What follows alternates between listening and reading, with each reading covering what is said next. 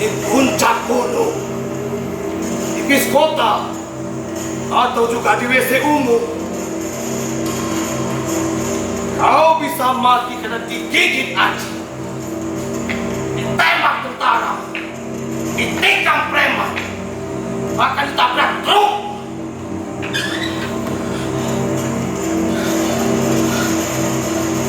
Bahkan kau bisa mati tanpa sebab yang jelas. Demikianlah kematian.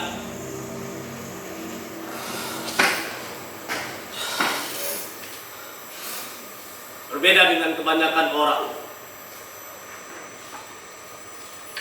Sahabatku, dia selalu berbicara tentang kematian dengan semangat hidupnya yang berapi-api, membawa suatu nyala kegairah, sehingga kematian itu tidak berarti lagi. Seolah-olah ia siap setiap saat dijemput oleh malaikat maut. Aku miris melihatnya. Bukannya aku takut mati, tapi kematiannya lah yang aku takutkan.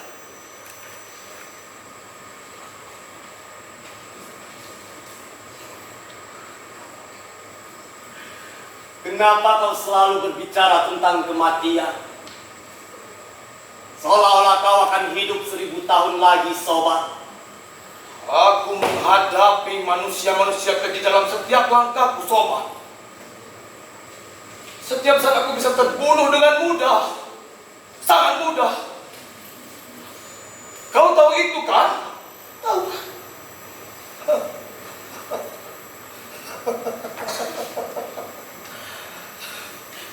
Jadi sudahlah kawan.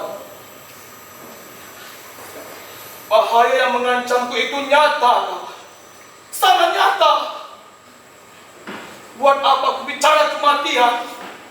Seolah aku akan hidup 1000 tahun lagi. Untuk apa? Tidakkah kau ingin hidup 1000 tahun lagi? Seperti seorang Kairi.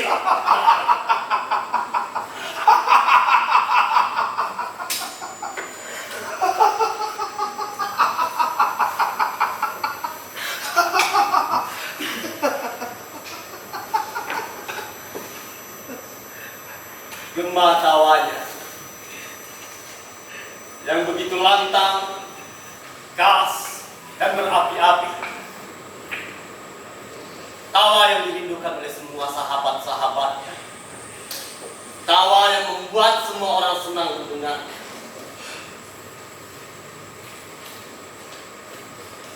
Saat aku berbicara tentang kematian, jauh di lubuk hatiku yang miris ini, kekhawatiran menteror. Aku tidak bisa mengenyahkannya dari otak. Setiap kata-kata dan kebenaran dalam kalimatnya sungguh telanjang, langsung menusuk ke dalam hati, seperti sebilah pisau yang mengkilat.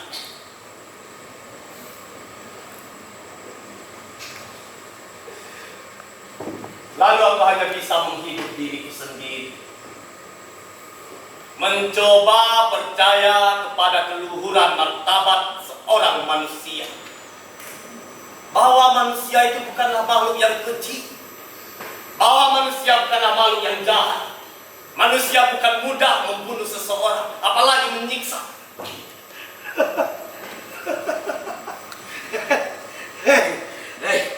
Dan kamu, cobalah tidak bisa bersikap senaif itu, cobalah.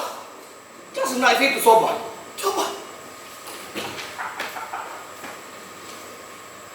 Ia tertawa terpingkal-pingkal mendengarkan aku berbicara tentang keluhuran martabat seorang manusia yang begitu menarik.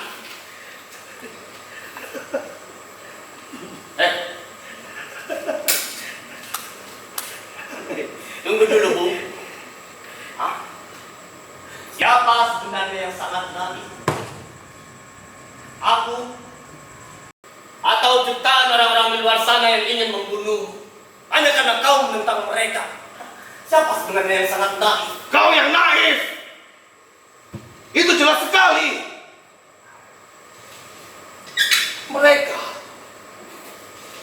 Mereka ini jahat, kejam dan gila. Itulah mereka semua ini. Itu juga jelas sekali, Sobat.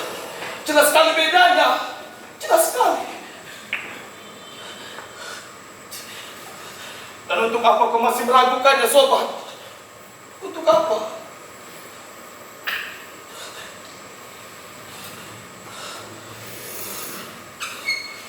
Sudahlah, Sobat. Dia benar. Dia memang sahabat. Jelas sekali benar apa yang dikatakannya. Di saat orang-orang begitu mudah menyiksa atau membunuh seseorang, di saat orang-orang begitu arogan dengan secuil kekuasaannya, apalagi mereka berpikir bahwa dengan membaca puisi mereka bisa menghapus dosa-dosanya. Sementara aku masih saja percaya pada keluhuran martabat seorang manusia. Tolong, ya, aku tolong.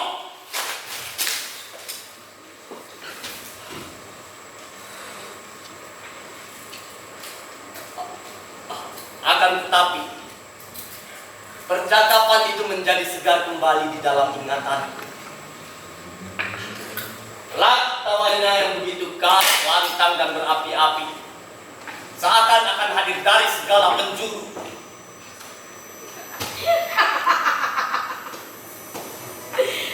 Iya, begitulah keadaan.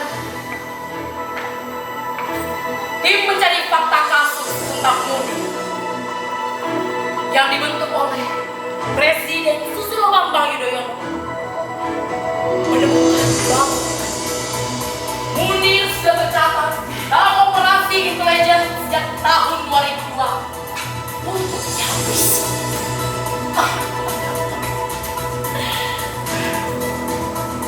Selain itu,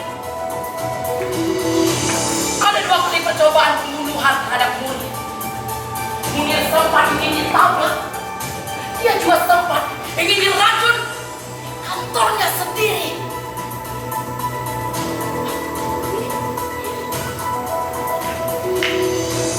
TPR menemukan adanya blok deal yang berisi skema susunan tempat duduk di kelas bisnis dan kelas premium pesawat.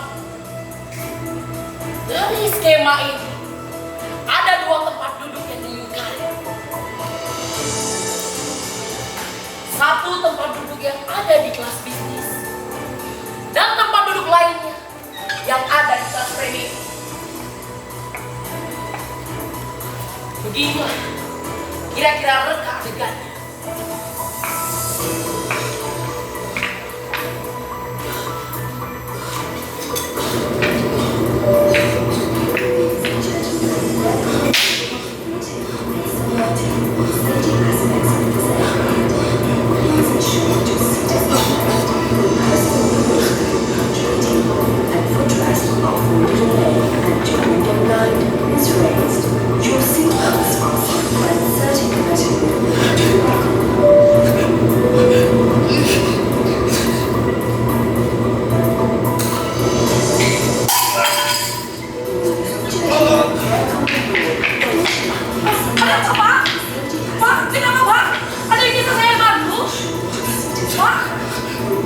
Perut saya terasa terbakar.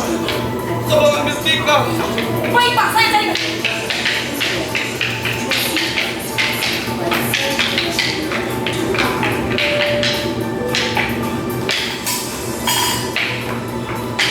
Silakan Pak, silakan.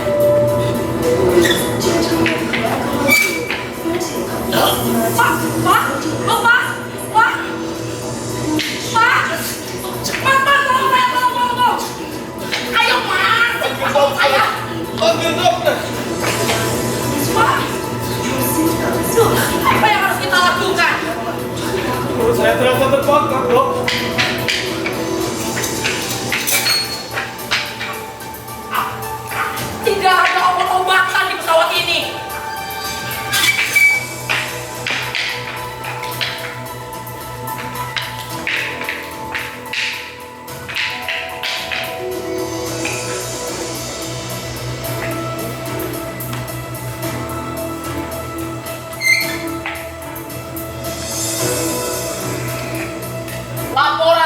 soal penyelidikan ini juga sudah diberikan kepada Menko Polhukam, kepada Kapolri, kepada Sekretaris Kabinet, Kepala BIN, dan juga Presiden.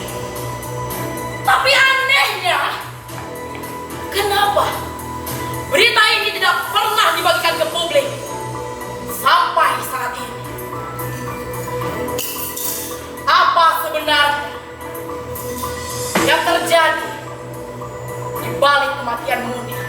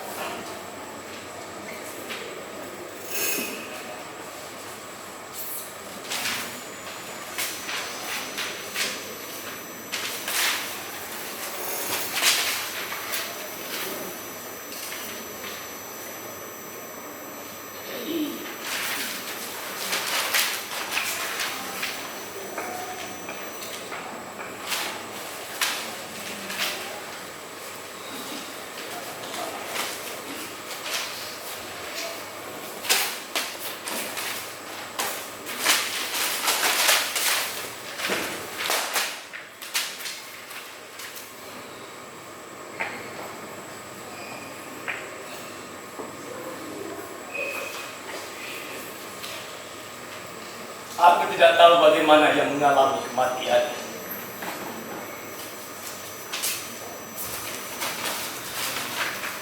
Orang-orang ini, laporan-laporan ini melaporkan bahwa sebab kematiannya adalah dibunuh.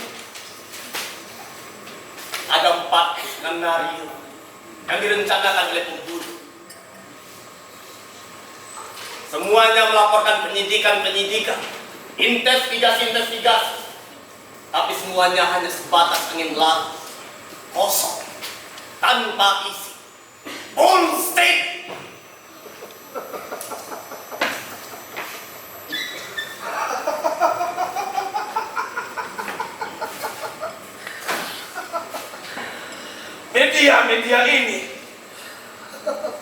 Media ini hanya bisa memberitakan. Kenapa? Mengapa? Kenapa kalian tidak melakukan investigasi sendiri? Kenapa? Kenapa? Kalian tidak melakukan investigasi sendiri? Kenapa? Apa sebabnya?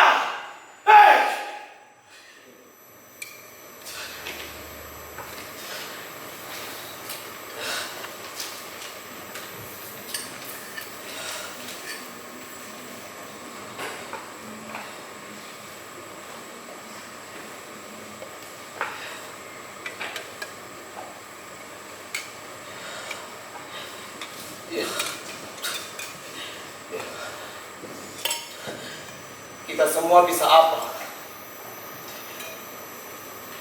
Dan aku sendiri juga tidak bisa apa-apa.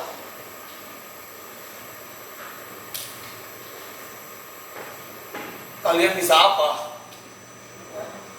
Bisa apa?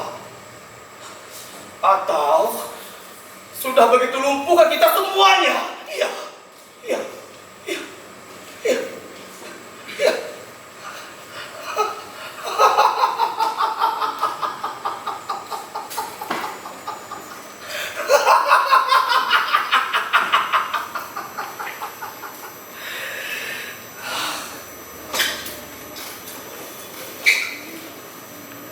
Sekali lagi saya katakan, tidak ada pembenaran untuk dasar apapun.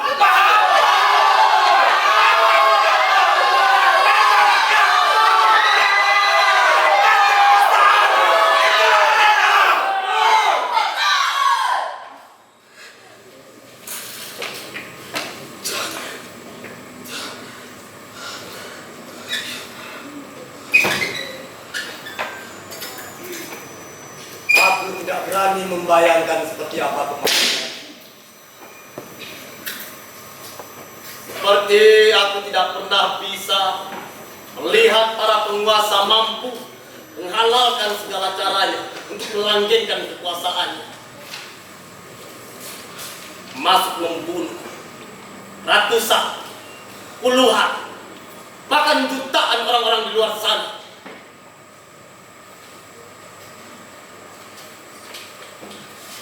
Ketika kusampaikan koreksi itu kepadanya, dia tidak akan mengira aku mengatakan hal-hal seperti itu. Dulu, dia telah bercerita kepadaku tentang penyiksaan-penyiksaan yang dialami oleh teman-temannya pada saat mereka tertangkap. Hal itu saja sudah membuatku susah makan, susah tidur.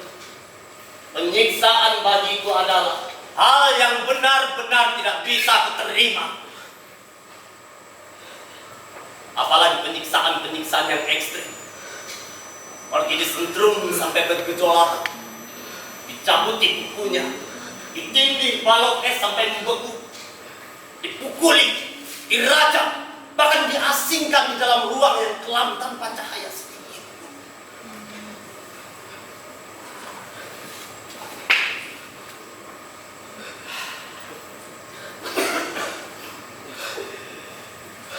Ketika aku sampaikan koreksi itu kepadanya, ia hanya tersenyum. Gelak tawanya yang begitu khas, lantang, membuat perasaanku sendiri menjadi sejuk.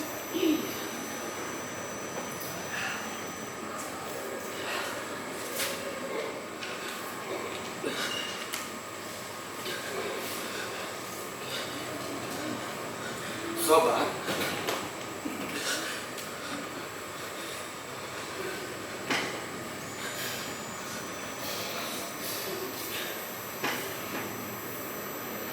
aku pun sebenarnya takut, sobat. Siapapun pasti takut, iya kan? Ngeri, terancam oleh siksaan-siksaan yang keji seperti itu. Tapi aku tahu persis, dia adalah orang yang mampu melawan rasa takutnya sendiri. Tidak selalu.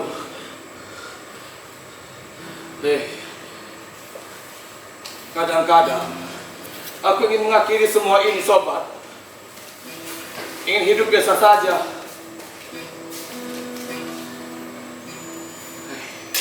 Kau ingat saat kita mencoba iseng-iseng mengamen di bis kota?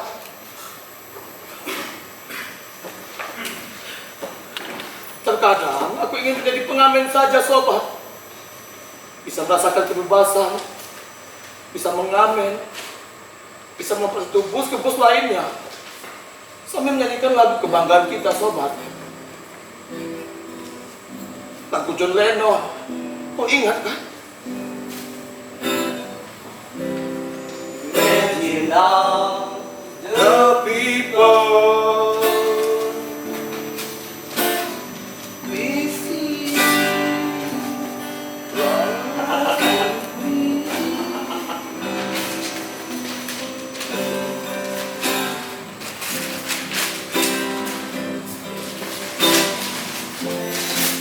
You might say I am dreamer,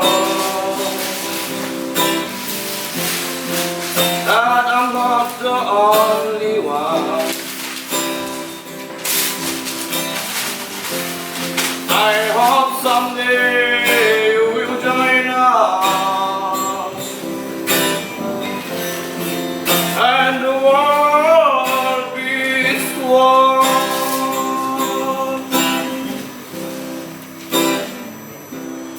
Imagine all the people.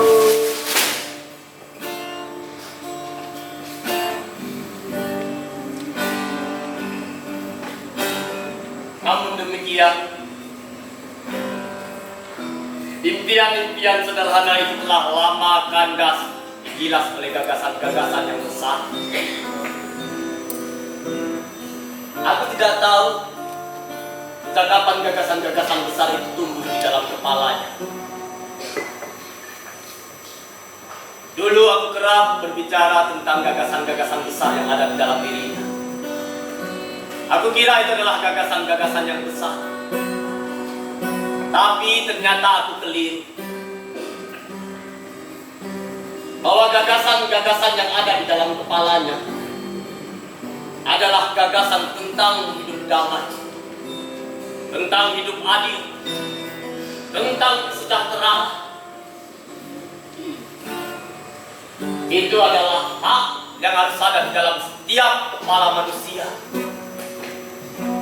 Sangat tidak manusiawi bila mereka tidak memiliki gagasan-gagasan seperti itu. Dan sangat aneh bila kita dilarang untuk memperjuangkan gagasan-gagasan dalam bentuk apapun.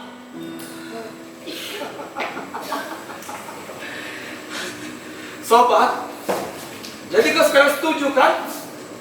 Bahwa aku itu hanya melakukan tugas yang seharusnya dilakukan oleh semua orang. Bahwa aku itu hanya seorang lelaki biasa, lelaki sederhana, baik dan ganteng, iya kan?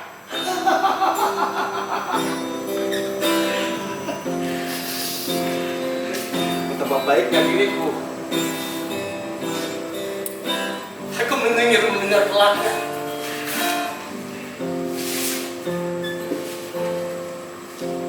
Tapi untuk saat ini, sekarang ini, aku sudah melihat rintihan sekarat di mana-mana. Jerit kesakitan dari setiap pelosok negeri. Sekarang ini kita berada di antara dunia yang membara. Kadang-kadang aku sendiri merasa tidak berguna menjadi seorang manusia.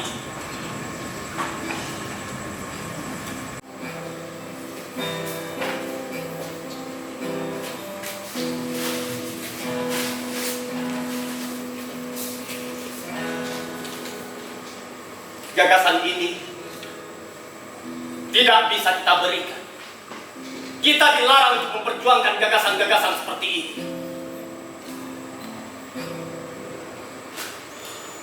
Mereka hanya mengotori.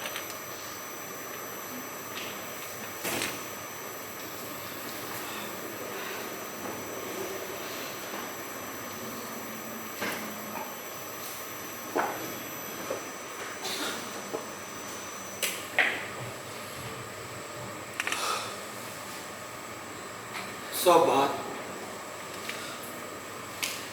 terkadang aku itu ingin berlangsang sejenak.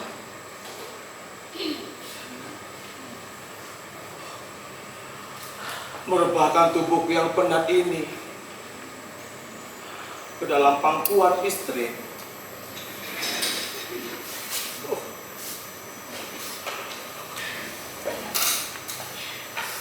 Betapa romantisnya. Sangat so sweet. Ya, ternyata seorang Munir yang kita kenal sebagai pejuang. Hatinya menjadi lembut ketika bertemu dengan sang istri. Inilah beberapa gambar kedekatan Munir dengan keluarganya.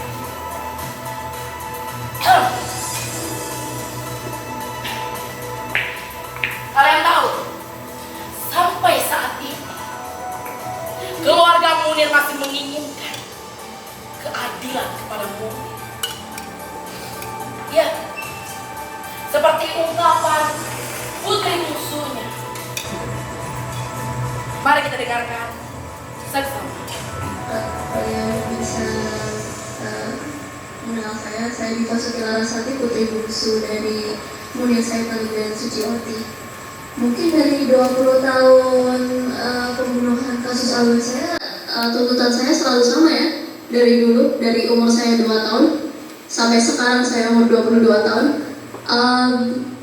Yaitu adalah selesaikan janji-janji kalian yang kalian omongkan kepada ibu saya dan keluarga saya, bahwasanya kalian akan menuntaskan kasus abah saya.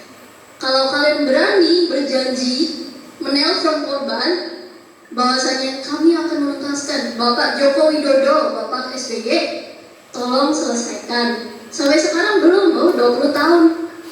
Tuntutan saya sama sampai sekarang, tuntutan ibu saya sama sampai sekarang.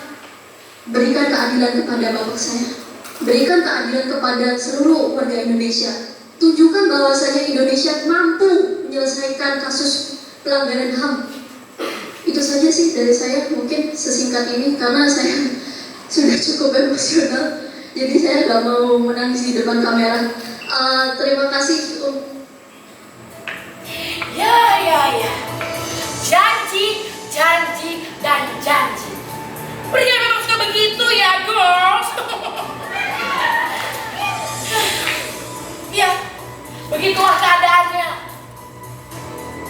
Ada apa sebenarnya di balik kematian Murni?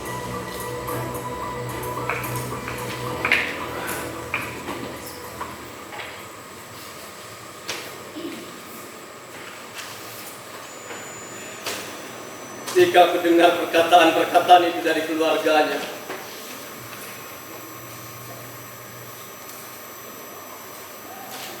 aku tidak bisa berkata apa-apa lagi. Aku hanya bisa mendongakkan kepalaku ke atas, mencari-cari siapa tahu ada jawabannya dari atas sana. Tapi kemudian yang kulihat hanyalah sebatas awan. Awan yang menghantam lusuhnya hati ini.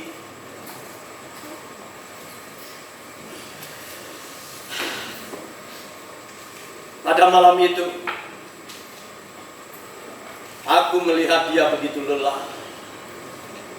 Matanya merah, tubuhnya gemetar. Bahkan dia belum tidur sepicing pun selama 3 malam. Pada saat itu aku berharap hujan turun begitu derasnya.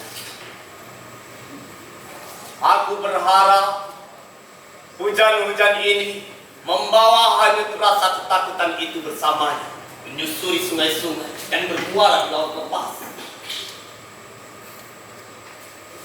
Dihempas oleh ombak, ditikam oleh batu-batu karang sebilah yang tidak pernah mati.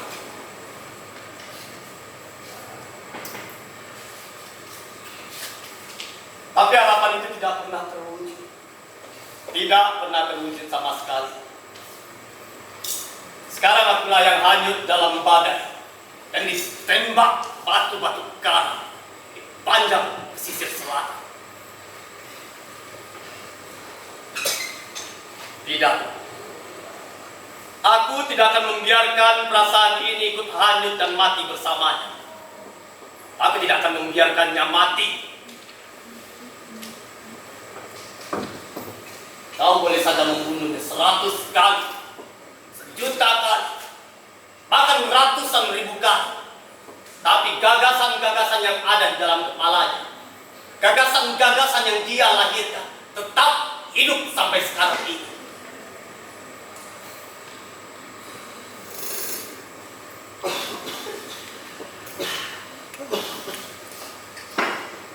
Aku akan mewariskan perasaan ini kepada istri, kepada anak-anak,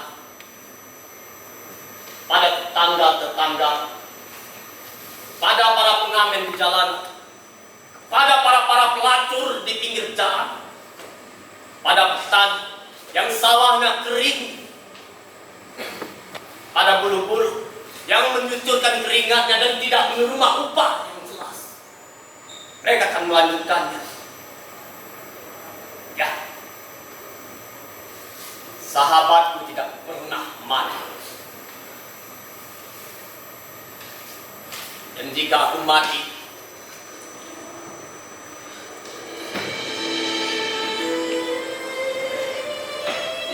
istriku akan melanjutkan perjuangan ini.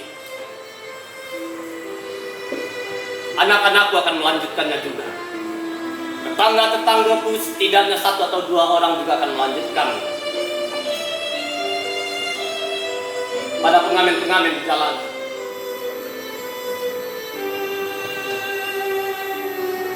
pada supir-supir bus, pedagang kaki lima, semuanya kita akan mewariskan cara pandang itu. Dia tidak pernah mati sama sekali. Dia akan hidup di dalam diri untuk sementara waktu. Dia adalah terang di dalam kegelapan. Perasaan-perasaan ini tidak akan membunuhnya.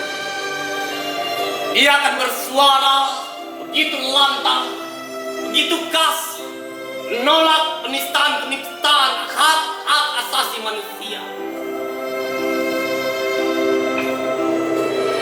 Dia tidak pernah mati. Dia adalah terang di dalam kegelapan.